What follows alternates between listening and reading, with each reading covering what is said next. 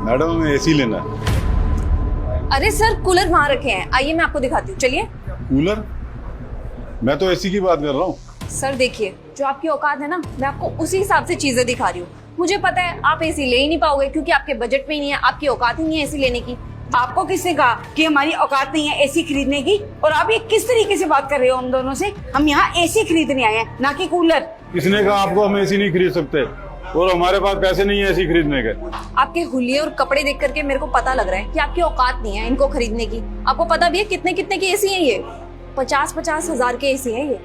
ऐसे 10 कूलर आ जाएंगे। तो अब आप ही बताइए आपके बजट में क्या आ रहा है, एसी या कूलर? मैडम जी मेरे होलिये पे मत जाओ। अगर मैं अपनी पे आया ना तो ये सारे एसी खरीद लूंगा। बातें देख रहे हो मनीषा? देखियो, अब ये खरीदेंगे सारे एसी। देखो आपने ना हमारा बहुत टाइम वेस्ट कर लिया है। आप ऐसे जा रहे हो, हम धक्के मार के निकाले आपको यहाँ से। हाँ, अगर हम अपनी पे आए ना तो आप दोनों को यहाँ से धक्के मार के निकालेंगे। तो चुपचाप से कह रही हूँ, हमारा टाइम वेस्ट मत करो। जो चीज लेनी है वो लो और निकलो यहाँ से।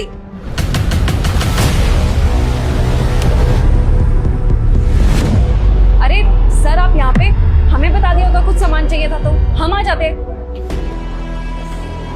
कौन है ये? अरे तुम्हें नहीं पता क्या?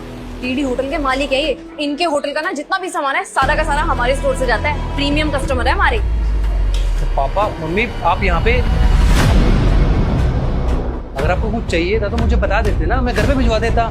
यहाँ पे आने की क्या जरूरत थी? बस बेटा ऐसे ही एसी देखने आ गए थे। एक्सक्यूज मी सर, ये आपके पापा हैं? हाँ मेरे पापा मम्मी है। Oh God, I am so sorry sir, हमें नहीं पता था आप कौन हो। पापा क्या हुआ? ये माफी क्यों मांग रहे हैं आपसे? बस कुछ नहीं बेटा, इन दोनों को ऐसा लगा कि हमारी एसी खरीदने की औकात नहीं है और ये दोनों हमें धक्के मार के बाहर निकाल रही थी। तुम्हारी हिम्मत कैसे हुई मेरे पापा के साथ बदतमीजी करने की? सर हमें नहीं पता था कि ये आपके फादर हैं, वरना हम इनके साथ बदतमीजी कभी नहीं करते।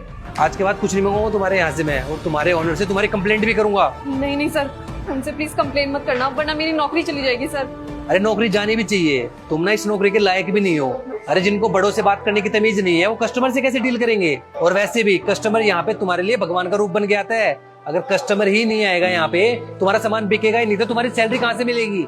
सर प्लीज माफ कर दीजिए। अरे छोड़ दे बेटा, हो गई इनसे गलती। अब इसके चक्कर में इन दोनों की नौकरी चली जाएगी।